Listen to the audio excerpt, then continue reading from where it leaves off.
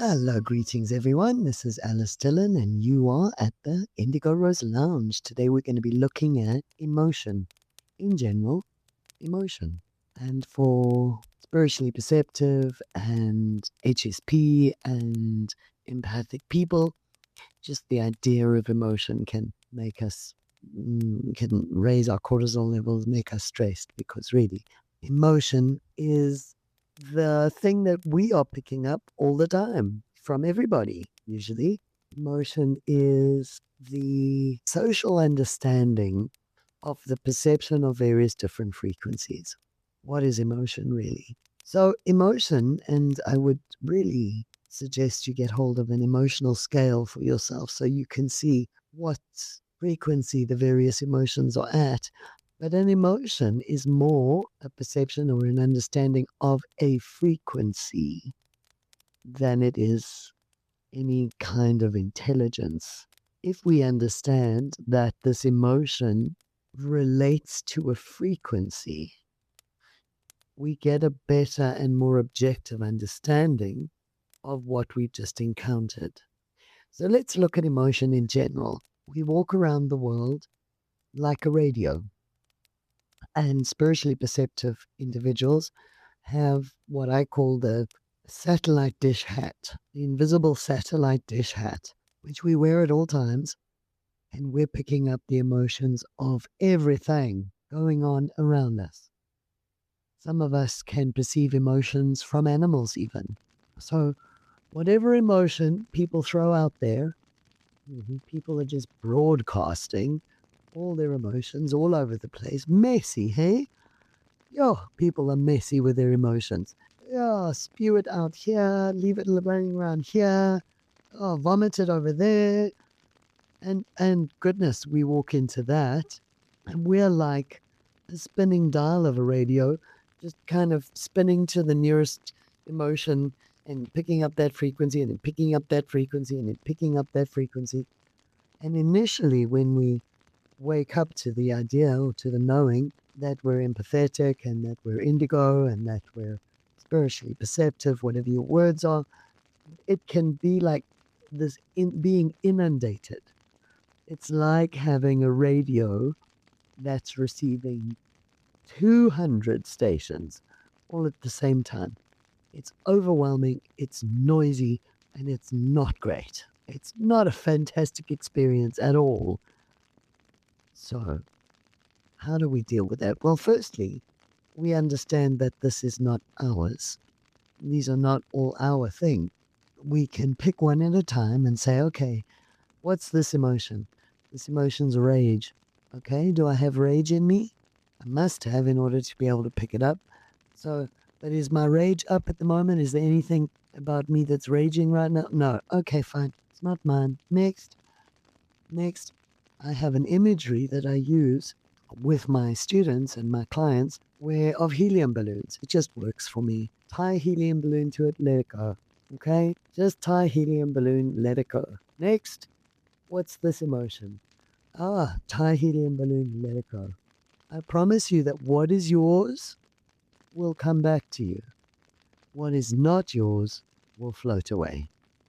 So that's how to clear out the overwhelm of emotion. I also really don't suggest that people who are indigo or spiritually perceptive really don't live in complexes if you can at all help it. If you can go and live on top of a mountain, in a cottage, or in a shack, even on top of a mountain, rather do that. It's much easier to understand what's yours and what belongs to everybody else when you have some distance between you and other people. The other thing that really helps is stonewalling and thatch roofs or natural roofs. Slate's also good. So natural elements break. They allow us to not be exposed to what's going on everywhere else. And they form a shield to what's out there. So I did try for some time in my very young days. I lived in a block of flats or apartments, and for a long time, I didn't understand why I would come home from work quite happy and ready to settle down and do my own thing and greet my cats, and there we go. And then I'd just be overwhelmingly sad. And there would be nothing. There was nothing in my environment that could. I was like, where's this coming from? I'd sit there bawling my eyes out for an hour. And it fascinated me. I was like, I got to a point where I didn't want to go home, even though I did want to see my animals. And eventually, I discovered that the woman who lived next door to me was being abused by her boyfriend, and she was in this really bad place. And so what I was picking up was her. It was her in a desperately sad space. But it took me sitting on my veranda, her being on her veranda, for me to work that out. And then, in those days I was very young too, but doing what I could to help her work her way out of that. And when we don't know that these are not necessarily ours, it can be a very confusing thing. So be clear about, I have this satellite dish on my head, these emotions that I'm picking up, these frequencies that I'm picking up may be mine, or else, or that I'm experiencing may be mine, or else they could belong to something else going on. During lockdowns, we found a lot of people in the world wake up to this, because I would get a lot of, especially online clients or people online, messaging me and saying, I'm fine. I'm okay. I live out in the sticks. On farm space, and I don't have I'm not feeling scared, or I'm not terrified. I understand what's going on, and but I can't shake the sense of dread. There's this overwhelming fear that keeps coming at me, and I really know it's not mine. And a lot of people during the lockdowns woke up to themselves being empathic, to themselves being sixth-sensed or spiritually perceptive, whatever words you're comfortable with, during that time, because they realized that their perception was not necessarily of their own state, but rather they were picking up what was going on globally.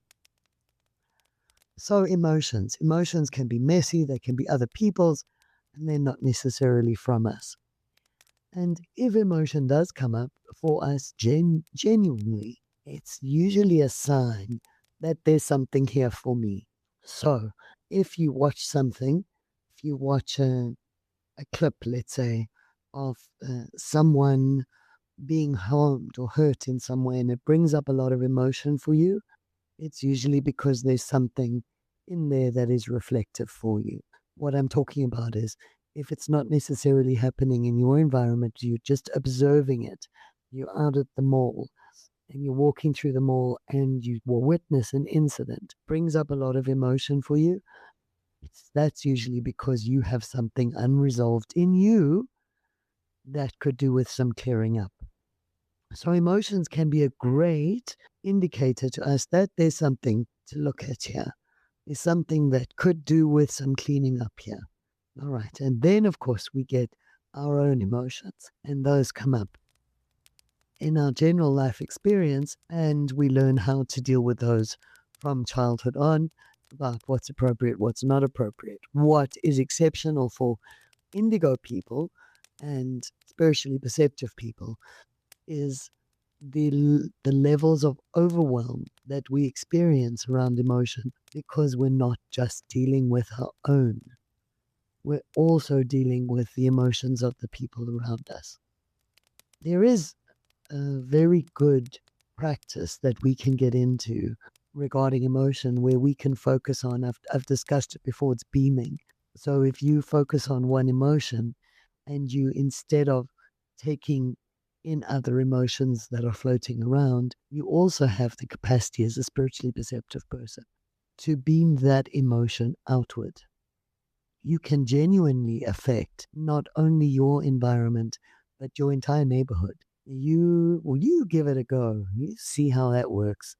That's awesome. Also remember that we're electrical beings, so a practice like grounding is really good for you. Go and stick your feet on the ground, because any ungrounded electricity in you, any ungrounded charge, can be grounded when you put your feet on the ground. There's a lot of science behind that too, by the way, for those who are sciencey minded. So have a look at that. It's a good practice to get into, especially when you're feeling overwhelming emotion.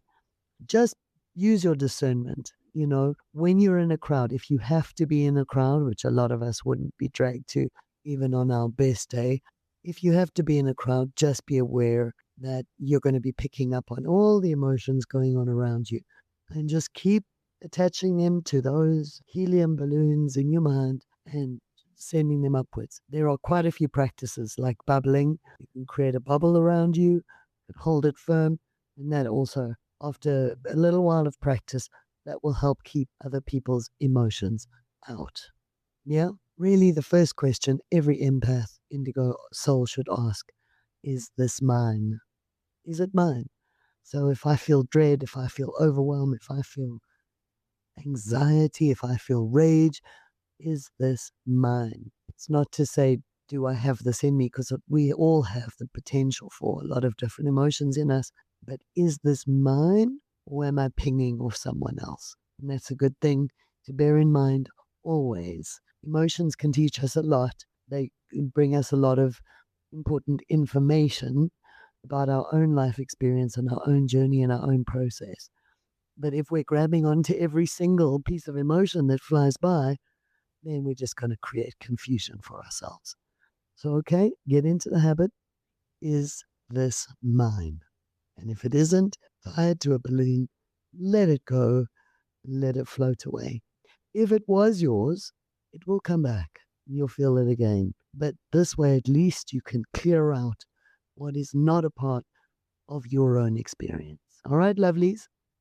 And of course, the one that we want to hold on to as much as we can is to love always.